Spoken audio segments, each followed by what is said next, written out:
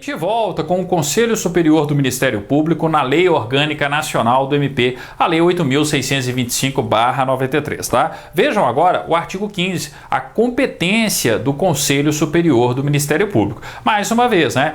Quem quiser estudar na lei respectiva, na lei orgânica respectiva, pode fazer, mas qual é a vantagem da Lei Orgânica Nacional? Ela vai resumir as competências mais importantes, tá? Para qualquer Conselho Superior do Ministério Público. Então vejam só o disposto no artigo 15 da Lei 8.625. Ao Conselho Superior do Ministério Público compete, marquem o inciso 1º, elaborar as listas sêxtuplas a que se referem os artigos 94 caput e 104, parágrafo único, inciso 2º da Constituição Federal. Opa, eu tenho que lembrar aqui, ó, é do 5º Constitucional. Como nós estamos falando de uma lei que cria diretrizes, tá, no âmbito do Ministério Público Estadual, do Ministério Público dos Estados, quando eu faço essa referência, né, ao artigo 94 aqui, ó, eu tenho que perceber, sobretudo, com relação ao TJ.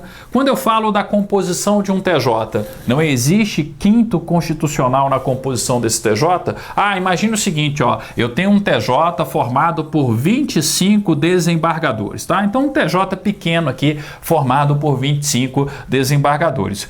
1/5 dos membros precisam ser oriundos da advocacia e do Ministério Público. Opa, 1/5 de 25, no meu exemplo aqui, ó, 5 cargos, 5 desembargadores serão indicados pelo procedimento do 5º Constitucional. Se eu tenho 5 desembargadores indicados pelo 5º Constitucional, ora eu vou ter 3 oriundos da advocacia e 2 oriundos do Ministério Público, ora eu vou ter, né, 2 oriundos da advocacia, 3 oriundos do Ministério Público. Como o número do 5º Constitucional foi um número ímpar, vai ter uma alternância de um membro a mais, oriundo de determinada classe aqui, ó. O importante não é lembrar do artigo 94 em si aqui. O importante é lembrar o seguinte, ó. Quando surgiu uma vaga para o MP, seja aí, né, em qual TJ for, quando surgiu uma vaga para o MP, qual é o órgão que elabora a lista sêxtupla, tá? Porque eu tenho que lembrar que o procedimento de indicação de um membro do Ministério Público ou de um advogado pelo 5º Constitucional pressupõe a elaboração de uma lista sêxtupla que vai para o respectivo TJ, vira lista tríplice e depois vai para a escolha do chefe do Poder Executivo. Lembre-se da aula sobre o artigo 94 da Constituição da República, que eu já deixei aí, né, que já está disponível no YouTube há muito tempo, diga-se de passagem, tá? Então é o seguinte, ó, quem elabora a lista sêxtupla nas indicações do MP de um determinado estado para o respectivo TJ sempre vai ser o Conselho Superior do Ministério Público. Então é o Conselho Superior do respectivo Ministério Público que elabora a lista sêxtupla a que se refere o artigo 94. E por que a menção aí também, ó, ao 104, parágrafo único, inciso 2º da Constituição da República? O 104, parágrafo único, inciso 2º, está falando justamente da composição do STJ. E lá na composição do STJ, que tem no mínimo, né, 33 ministros, aí lembrando um pouquinho, ó, da aula referente aí ao artigo 104 da Constituição da República Federativa do Brasil de 1988, eu tenho que lembrar o seguinte, ó, o STJ, ele é composto por no mínimo, já ia colocar 33 aqui, ó. O STJ, ele é composto por no mínimo, tá, 33 ministros, tá? Atualmente ele tem 33, mas eu tenho que lembrar sempre que é no mínimo 33.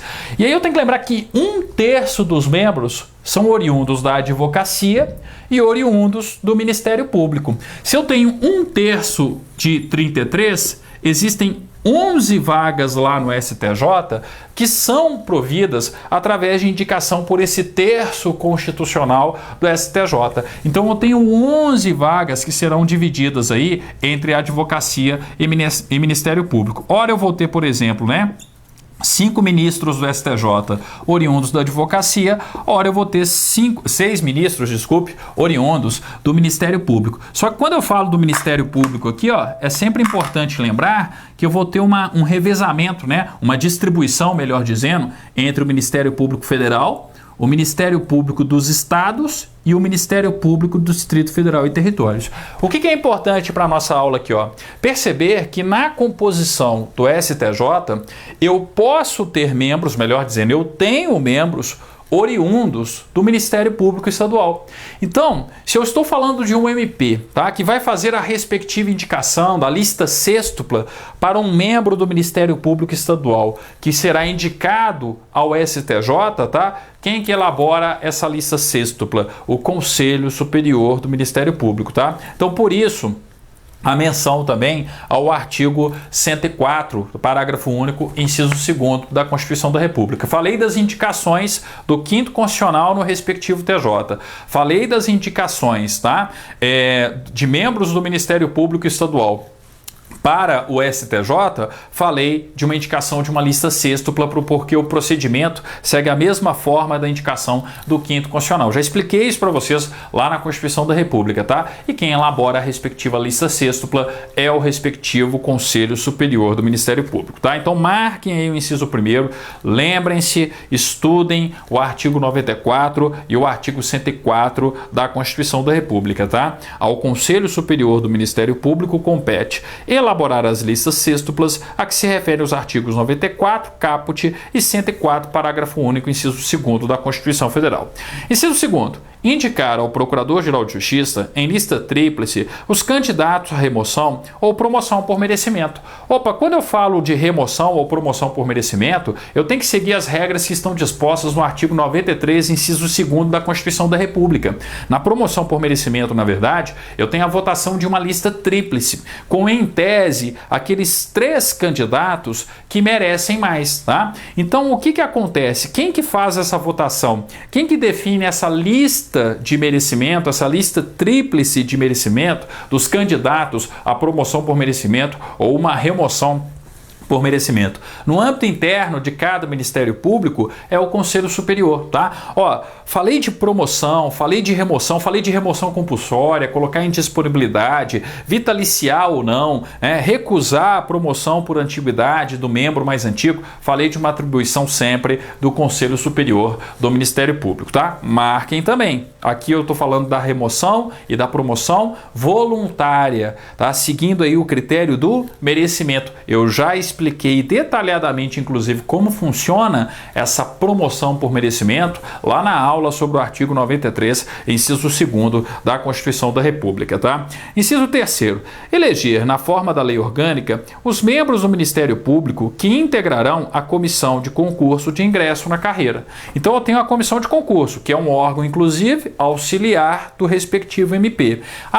Essa comissão de concurso tem membros do Ministério Público compondo, fazendo parte dela? Sim. Quem que elege? O Conselho Superior do Ministério Público. Muito interno, tá? Não acredito muito aí numa cobrança, não. Talvez no concurso para promotor de justiça. Aí vale a pena prestar mais atenção aí, ó. Inciso 3º, compete ao Conselho Superior do Ministério Público eleger, na forma da lei orgânica respectiva, os membros do Ministério Público que integrarão a comissão de concurso de ingresso na carreira. Inciso 4º, indicar o nome do mais antigo membro do Ministério Público para a remoção ou promoção por antiguidade. Ó, antes, no inciso 2º, nós estávamos falando da remoção por merecimento, da remoção por merecimento. Aqui, ó, nós estamos falando de uma remoção ou uma promoção por antiguidade. E aí eu tenho que lembrar, ó, eu posso ter a recusa da promoção do membro do Ministério Público mais antigo na promoção por antiguidade? Sim, pelo voto de 2/3 dos membros do respectivo Conselho Superior do Ministério Público. Sempre vai ser o Conselho Superior do Ministério Público que tem essa capacidade, essa competência para, se for o caso, recusar a promoção do membro do MP mais antigo. E a recusa tem que ser por 2/3, por aplicação subsidiária do artigo 93, inciso 2º, a linha D de dado da Constituição da República, tá? Detalhe, o Conselho Superior do Ministério Público negou a promoção do membro do MP mais antigo, tá? Cabe recurso contra essa decisão? Cabe. Para quem? Para o Colégio de Procuradores de Justiça. Marquem o inciso 4º e lembrem-se, tá, do artigo 12, é isso mesmo, artigo 12, inciso 8º, ó, inciso 8º, a linha E. Isso mesmo, ó. Lembrem-se aí também do artigo 12, inciso 8º, a linha E, tá? Então, quem decide é o Conselho Superior, mas contra a decisão do Conselho Superior, cabe recurso para o respectivo Colégio de Procuradores de Justiça, tá? Inciso 5º, indicar ao Procurador-Geral de Justiça promotores de justiça para substituição por convocação. Opa, eu preciso de ter uma substituição lá na PJJ, lá, né, na Procuradoria-Geral de Justiça, um procurador de justiça precisa ser substituído, por exemplo, né, por algum motivo em que enseje a respectiva, tá, substituição. Opa, o Conselho Superior do Ministério Público vai indicar ao PGJ promotores de justiça para exercer essa função de substituição lá na PGJ, lá na Procuradoria-Geral de Justiça. É um sinal, né, que ele está próximo aí de uma promoção para se tornar procurador de justiça. Eu tenho que lembrar que eu começo como promotor de justiça, né? Promotor de justiça substituto, vou evoluindo ali enquanto promotor de justiça, aí dependendo da respectiva lei orgânica, né? De acordo com as respectivas entrâncias da organização judiciária local, e depois eu posso me tornar um procurador de justiça. Sempre aí, né? Promoção, ora por antiguidade, ora por merecimento, seguindo os mesmos critérios que nós estudamos no âmbito do Poder Judiciário. 6º, aprovar os pedidos de remoção por permuta entre membros do Ministério Público. Permuta entre membros do Ministério Público. Permuta. O promotor de justiça, né, da comarca X quer trocar com o promotor de justiça da comarca Y. Quem que precisa autorizar essa troca, essa permuta entre os respectivos promotores, né? Essa troca na lotação aí entre os respectivos promotores? O Conselho Superior do Ministério Público. Percebam, né? O Conselho Superior do Ministério Público está muito atrelado à carreira, à movimentação na carreira dos membros do Ministério Público, tá? Bem, inciso 7º, já vimos também, ó, decidir sobre vitaliciamento dos membros do Ministério Público. Marquem o inciso 7º e lembrem-se, tá? Da decisão pelo não vitaliciamento, tem que lembrar que tem 2 anos aí, ó, e nesses 2 anos de estágio probatório, pode ser que o membro do Ministério Público, o promotor de justiça aqui no caso, tá? Ele cometa faltas que ensejem a recusa do vitaliciamento, tá? Então eu posso ter a recusa do vitaliciamento? Pode. Quem vai decidir se acontece ou não o vitaliciamento de um promotor de justiça? O Conselho Superior do Ministério Público. Contra a recusa, né, contra a decisão que recusou aí o vitaliciamento, tá? Cabe recurso para quem? Para o Colégio de Procuradores de Justiça. Já estudamos isso lá no mesmo artigo 12, inciso 8º da Lei Orgânica Nacional, tá? Bem, continuando aqui, ó. Inciso 8º. Determinar por voto de 2/3 de seus integrantes a disponibilidade ou remoção de membros do Ministério Público por interesse público, assegurada a ampla defesa. Aqui, ó, eu tenho que tomar muito cuidado. Por que eu tenho que tomar muito cuidado? A Lei Orgânica Nacional, ela é de 93. Ela é anterior à reforma do Poder Judiciário, que na verdade reformou não apenas o Poder Judiciário, mas também questões referentes ao Ministério Público, tá? E aqui, ó, eu preciso aplicar a Constituição Federal, a Constituição da República Federativa do Brasil, e especificamente o artigo 93, inciso 8º da Constituição da República, que dispõe o seguinte, ó: sempre que eu falar, tá, de remoção compulsória, sempre que eu falar de colocar um membro da magistratura ou um membro do Ministério Público em disponibilidade, porque eu aplico essa regra ao Ministério Público também, a decisão não pode ser mais por 2/3. Antigamente, no próprio texto constitucional, era também 2/3. Só que a decisão hoje, no âmbito da Constituição da República, é por maioria absoluta, tá? Então, ó, onde vocês estão lendo aí maioria de 2/3, coloquem maioria absoluta, por força, né, da atualização que deve ser feita relativa ao artigo 93, inciso 8º da Constituição da República. Essa decisão aqui, ó, ela não é mais por voto de 2/3. Então, atenção, ó: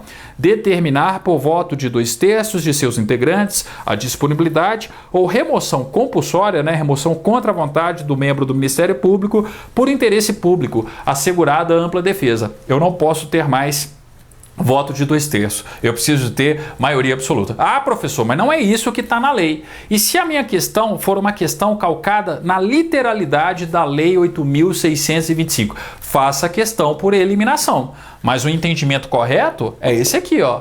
O voto tem que ser por maioria absoluta. A decisão, melhor dizendo, né? Não o voto, a decisão tem que ser por maioria absoluta. Até porque é o seguinte, ó, é uma decisão disciplinar. Está calcada também no inciso 5º, quando eu falo das decisões no inciso 5º, desculpa, no inciso 15, né? Quando eu falo das decisões disciplinares do Judiciário e do Ministério Público hoje, eu tenho decisão por maioria absoluta, tá? E não maioria de 2/3. O pensamento constitucional correto é, não existe mais essa decisão por 2/3. Eu tenho que ter uma decisão por maioria absoluta. Agora, como precaução, façam a questão por eliminação. Se está pedindo a incorreta no enunciado, veja se tem uma outra totalmente incorreta, que não enseja qualquer tipo de discussão. Se bem que para mim isso aqui também não tem discussão não, tá? Mas enfim, vocês conseguem perceber se o examinador fez a questão tão somente copiando e colando o texto da lei na prova de vocês, ou se ele está raciocinando corretamente, se ele está raciocinando constitucionalmente, observando a norma mais importante do nosso ordenamento jurídico, tá?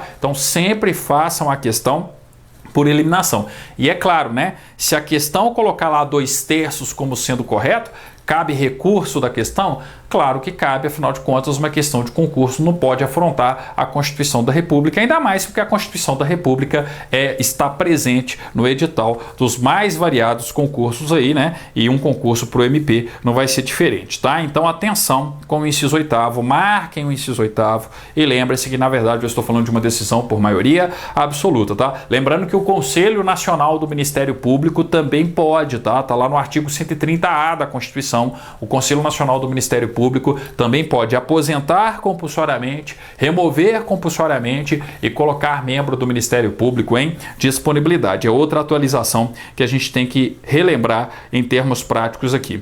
Inciso 9. Aprovar o quadro geral de antiguidade do Ministério Público e decidir sobre reclamações formuladas a esse respeito. Eu estou falando da lista de antiguidade do respectivo MP. E se tem reclamação, eu tenho que lembrar que da decisão dessa reclamação cabe recurso para o Colégio de Procuradores de Justiça. Só que aqui, ó, é muito interno, eu nunca vi isso sendo cobrado em qualquer concurso para o MP, tá? Mas enfim, tá aí a competência do inciso 9. Inciso 10. Sugerir ao Procurador-Geral a edição de recomendações sem caráter vinculativo aos órgãos do Ministério Público para o desempenho de suas funções e adoção de medidas convenientes ao aprimoramento do serviço. Nós já vimos isso, né? Quem edita as recomendações é o PGJ. Só que, mais uma vez, qual que é a lembrança que vale aqui, ó? Por que eu tenho recomendações? Por que elas não possuem caráter normativo, como nós vimos lá no PGJ? Por que elas não possuem aqui, ó, um caráter vinculativo? Por causa do princípio da independência funcional, tá? Se eu tenho independência funcional enquanto membro do Ministério Público, eu tenho independência para o exercício das minhas funções institucionais. Então, o PGJ pode recomendar, mas não obrigatoriamente eu tenho que seguir aquela recomendação. Quando eu ajo de forma contrária à recomendação, por exemplo, claro, né, que devidamente aí fundamentada a minha atitude, tá? Quando eu ajo de forma contrária enquanto membro do Ministério Público, eu estou agindo amparado pelo princípio da independência funcional, tá? Então, por isso que eu tenho uma sugestão. O Conselho Superior do Ministério Público pode sugerir ao PGJ a edição de recomendações. Inciso 11. Autorizar o afastamento de membro do Ministério Público para frequentar curso ou seminário de aperfeiçoamento e estudo no país ou no exterior, tá? Talvez aí, ó, a necessidade do curso enseje o respectivo afastamento. Quem vai decidir a respeito desse afastamento? O Conselho Superior do Ministério Público, é ele quem vai autorizar ou não, tá?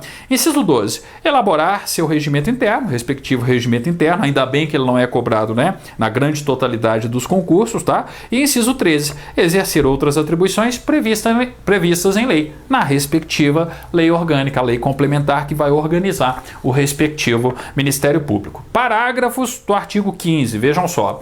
Parágrafo 1º. As decisões do Conselho Superior do Ministério Público serão motivadas e publicadas por extrato, salvo nas hipóteses de sigilo e por deliberação da maioria de seus integrantes. Mesma regra que a gente viu no Colégio de Procuradores de Justiça. Em regra, eu tenho a publicidade, mas pode ser uma decisão que seja tomada aí em sigilo, sim, desde que eu siga aí o parâmetro previsto no parágrafo 1º, tá? Parágrafo 2º. A remoção e a promoção voluntária por antiguidade e por merecimento, bem como a convocação, dependerão de prévia manifestação escrita do interessado. Óbvio, né? Se eu tenho uma vaga a ser provida através de uma promoção por merecimento ou por antiguidade, aquele que quer ocupar a vaga precisa se candidatar. Então eu preciso ter essa candidatura, essa manifestação por escrito. Eu quero concorrer à vaga, à promotoria de justiça da comarca XYZ, tá? Então, naturalmente, eu tenho que ter essa formalização por escrito de concorrência à respectiva vaga, né? Parágrafo 3º. Na indicação por antiguidade, na promoção por antiguidade, o Conselho Superior do Ministério Público somente poderá recusar o membro do Ministério Público mais antigo pelo voto de 2/3 de seus integrantes, conforme procedimento próprio, repetindo-se a votação até fixar-se a indicação, após o julgamento de eventual recurso interposto, com apoio na linha A do inciso 8º do artigo 12 dessa lei. É o que a gente viu. A promoção por antiguidade, tá? Quem faz a promoção, seja por merecimento ou antiguidade, é o Conselho Superior. E eu posso ter a recusa, desde que seja pelo voto fundamentado de 2/3. Vimos isso até na própria Constituição, tá? A partir do momento que eu tive a recusa, aquele que foi prejudicado não pode recorrer para o Colégio de Procuradores, então tem que esperar a decisão do Colégio de Procuradores para dar continuidade à promoção por antiguidade. Se aquele que era o mais antigo foi recusado, eu passo para o segundo da lista, o segundo mais antigo. Opa, foi recusado de novo? Para o terceiro mais antigo, tá? Então eu tenho que observar essa regra aí do parágrafo 3º, que simplesmente reproduz o que nós já estudamos lá na Constituição, no artigo 93, inciso 2º, a linha D de dado da Constituição, que fala a respeito do Poder Judiciário, mas é uma regra que eu aplico também ao Ministério Público. Afinal de contas, a promoção na carreira do Ministério Público segue os mesmos, a promoção segue aí os mesmos parâmetros da promoção na magistratura. Ora por antiguidade, ora por merecimento, entrância por entrância, enfim, tudo aquilo que nós já estudamos na Constituição. Bem, com isso a gente finaliza o artigo 15, tá? Essas importantes competências do Conselho Superior